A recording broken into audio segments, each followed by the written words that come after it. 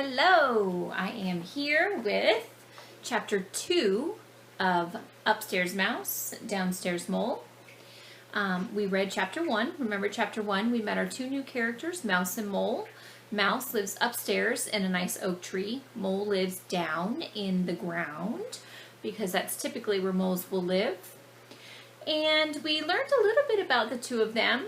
That teamwork really helped solve their problem in chapter 1. Chapter 1's problem, if you don't remember, which I'm sure you do, was Mouse's house would get clean and tidy, and when Mouse was sweeping to clean her house, Mole's house would get dirty.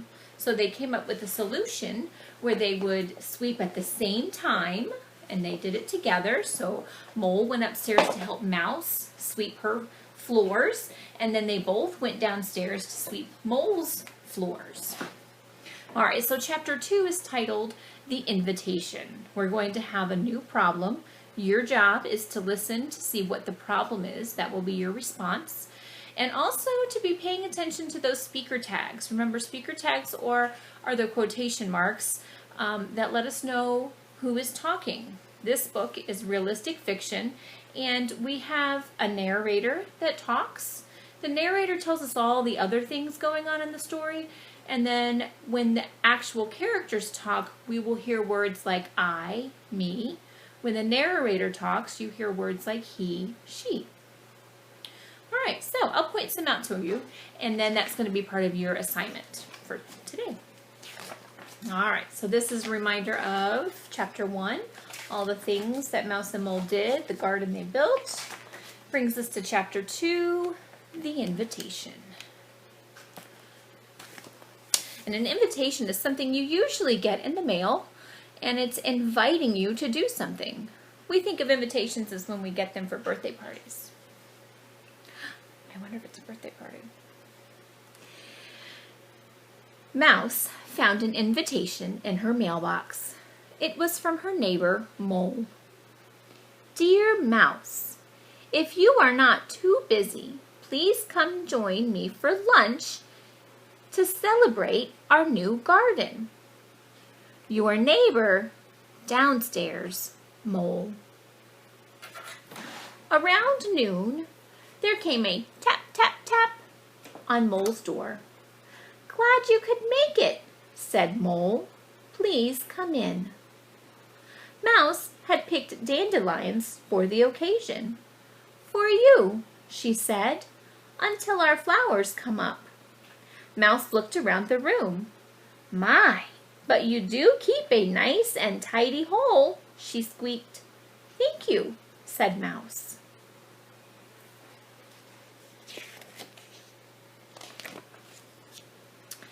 It was a bit damp inside Mole's hole. Mouse shivered. Damp is another way of saying it's kind of cool, and it feels a little bit wet.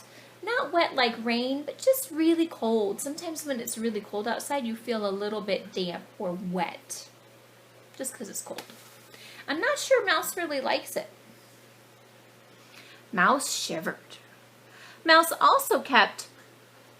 Mole also kept his place rather dark, as bright lights hurt his eyes. Mouse bumped into the table as she sat down. Mole poured a cup of tea for Mouse and one for himself. I wasn't sure how you liked your worms, said Mole, so I prepared them 2 ways. The ones on the right are lightly fried. The ones on the left have not been cooked. Dig in. Mouse took one of each to be polite.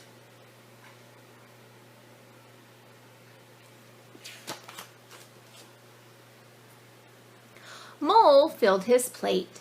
He was starved. Mole crunched. Mole slurped. Mouse poked the worms on her plate. The one on the left wiggled and squirmed. Mouse's stomach began to wiggle and squirm. The one on the right looked greenish-gray. Mouse's face turned greenish-gray. That is a great example of the narrator talking because the characters don't have any dialogue. The narrator is telling us all the other things in the story when the speaker or the characters aren't talking. The damp air made her sneeze. Achoo! Goodness, Mouse, said Mole, you do not look well. I don't feel so good, groaned Mouse. Please excuse me, Mole, but I think I had better go upstairs and lie down. She bumped into the door on her way out.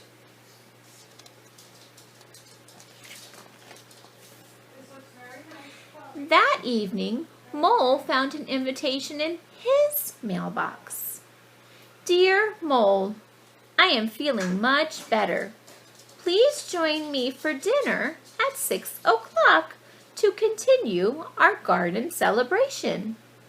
Your neighbor, Upstairs Mouse. At 6 o'clock, there came a tap, tap, tap on Mouse's door. Right on time, said Mouse. Please come in. You are looking much better, said Mole. Thank you, said Mouse. The evening sun poured through the windows in Mouse's house. Mole covered his eyes. He walked smack into a wall. Look at their clock. The little hand, the hour hand, is pointing to the 6, and the big hand, the minute hand, is pointing to the 12 to show 6 o'clock. Mole bumped into the table as he sat down. Mouse poured a cup of tea for Mole and one for herself.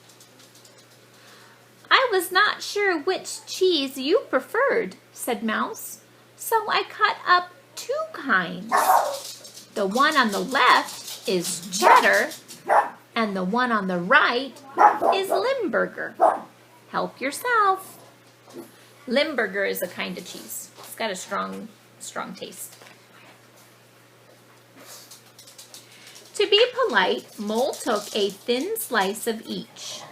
Mouse loaded her plate. She was famished. Mouse nibbled. Mouse gnawed. What do you think famished means?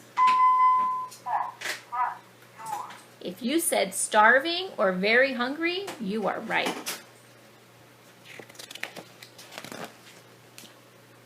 Mole's head still ached from walking into the wall. He began to wobble in his seat. The bright light over the table hurt his eyes. The strong odor of Limburger made his stomach flip-flop. Flop. Mole toppled right off at the chair. Mercy, Mole, squeaked Mouse. Are you okay? Mole groaned. I feel a bit dizzy. Please excuse me, Mouse, but I think I had better go downstairs and rest. He bumped into the door on his way out.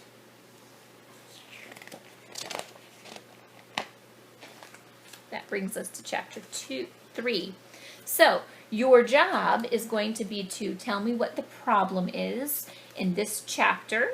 And I'm going to have a few passages like before where you'll read them and find out or identify and let me know which character is talking.